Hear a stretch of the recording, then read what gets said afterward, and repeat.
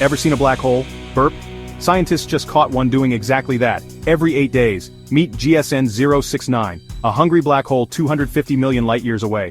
It's not just snacking on stars, it releases giant bursts of energy, like cosmic indigestion. Here's the twist: every 8 days. On the dot. Why? Maybe it's got a fullness meter? When it overeats, it blasts leftovers into space. This isn't sci-fi. NASA's Chandra X-ray Observatory saw it releasing hot gas repeatedly. Black holes aren't silent vacuum cleaners, they're messy eaters. This is just one incident like millions of billions of incidents happening constantly in the universe, shaping it as it is.